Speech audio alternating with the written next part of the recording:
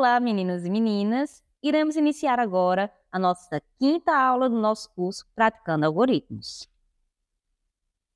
E agora nós vamos responder à atividade que eu deixei para vocês na aula 4. Qual era essa atividade? Quais são os tipos de dados que podemos ter? E qual a diferença entre os tipos de dados que foram citados na aula passada? Os tipos de dados que nós podemos ter são inteiro, real, caractere e booleano. Cada um deles possui uma certa particularidade, ou seja, vai ser representado de uma determinada forma. O dado do tipo inteiro vai ser aquele dado que pode ser positivo ou negativo, mas que não possui casas decimais, como, por exemplo, o número 5, número 8, 10, 35. Percebo que não tem vírgula. Já o número do tipo real, um dado do tipo real, ele vai ter casas decimais. Por exemplo, 3,14, 8,3, certo? Vai ter casas decimais.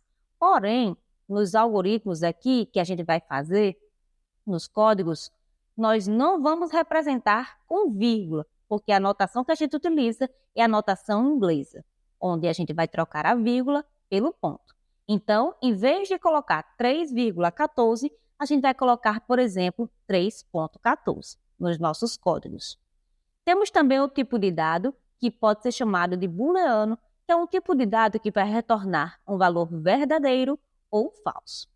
E também o tipo de dado caractere ou literal, onde vai ter uma representação de caracteres, ou seja, pode ser representado por letras maiúsculas, minúsculas, números, mas que não são usados para cálculos, e também caracteres especiais, como é o caso do arroba. Então, aqui vamos fazer agora uma breve revisão do que a gente viu na aula passada. Nós temos aqui os tipos de dados, que são numérico, lógico, literal ou caractere. A gente aprendeu que o numérico se divide entre inteiro e real, e a gente viu cada um deles, né? Vimos aqui, começando pelo inteiro. Como eu falei para vocês, não tem casas decimais. Já o número real, do tipo real, ele vai ter uma casa decimal. E como é a notação inglesa, percebo que não usamos a vírgula. No lugar dela, a gente vai usar um ponto em nossos códigos. Temos o tipo caractere, né? Que vai ser uma sequência de caracteres indicada entre aspas. Por isso aqui, ó, que o número 7 e o número 034, apesar de serem números, não vão ser um dado inteiro, vai ser um dado do tipo caractere por causa dessas aspas. Temos também o tipo lógico ou booleano, que vai retornar um valor verdadeiro ou falso. E o que nós vamos aprender hoje? Nós vamos aprender sobre operadores, que são elementos que podem atuar sobre termos e também pode ser chamado de operando. Ele vai reproduzir um determinado resultado que pode ser usado para incrementar, decrementar, comparar e avaliar dados. E esses operadores podem ser classificados entre aritméticos, relacionais ou lógicos. E cada operador vai ter a sua função específica. Ou seja, o que isso quer dizer? Quer dizer que cada operador desse vai ser usado em determinadas situações. E estes operadores vão ter ordem de precedência. O que é uma ordem de precedência? É o que vai ser usado primeiro. É como naquelas expressões matemáticas, onde nós temos o operador soma, subtração, multiplicação e divisão. Qual que a gente usa primeiro? Primeiro, usamos a multiplicação ou a divisão. Depois, usamos a soma e a subtração. Então, vai ter uma ordem de precedência. É a ordem do que eu devo usar primeiro. Então, aqui nós vamos iniciar pelos operadores aritméticos, que são usados para resultados numéricos. Basicamente, é utilizado para cálculos matemáticos, porque podemos usar as operações de adição, subtração, multiplicação, divisão e também exponenciação. E aqui eu trouxe para vocês uma tabelinha com o operador, a função, um exemplo destes operadores e a prioridade que nós damos para ele. Primeiro, nós temos a adição, né? Esses 4 aqui, basicamente, já é velho conhecido de vocês, né? Adição, subtração, multiplicação, divisão. A multiplicação é representada pelo asterisco e a divisão por esta barrinha aqui. Então, quando é necessário colocar um determinado cálculo no seu código, nós vamos utilizar estes operadores aqui.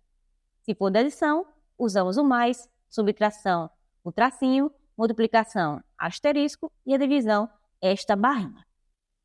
O que pode ser novidade para vocês é este mod, né? O operador mod, que ele vai pegar o resto da divisão. Então, quando usamos o operador mod no nosso programa, ele vai apresentar o resto de uma divisão. Por exemplo, divisão de 8 por 4.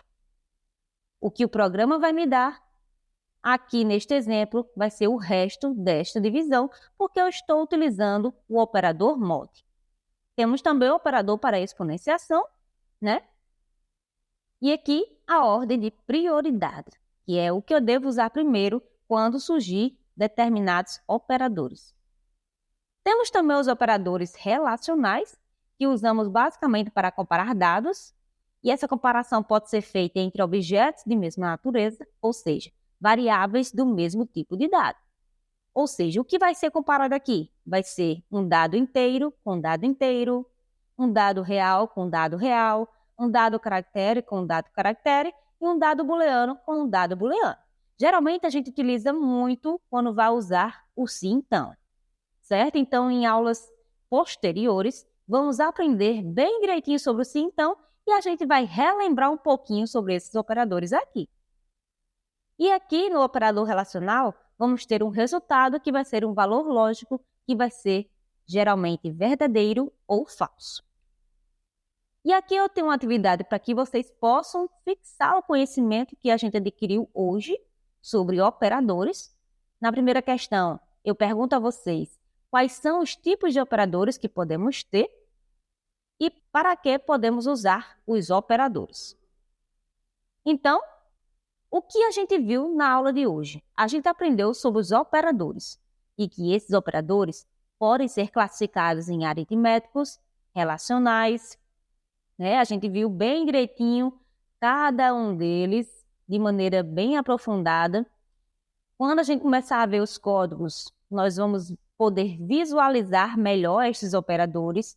Eu trouxe aqui tabelas com exemplos para vocês, né? No caso ali dos operadores aritméticos, a gente aprendeu que podemos usar adição, subtração, multiplicação, divisão.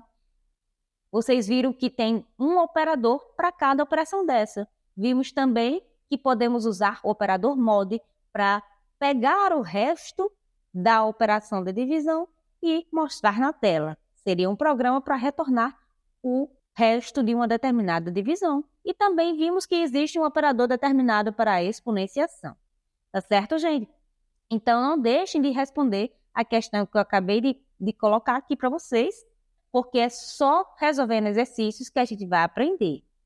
Inicialmente, a gente está vendo mais teoria, porque eu quero que vocês tenham uma base sólida de teoria, para quando for ver lá no nosso Visual G, vocês consigam realmente fazer o próprio código de vocês. Tá certo, gente? Então, se vocês gostaram desse vídeo, curta esse vídeo, compartilhe para o amigo de vocês, para que eles possam aprender também. E não deixe de seguir o DigiClass Cursos. E até a próxima aula.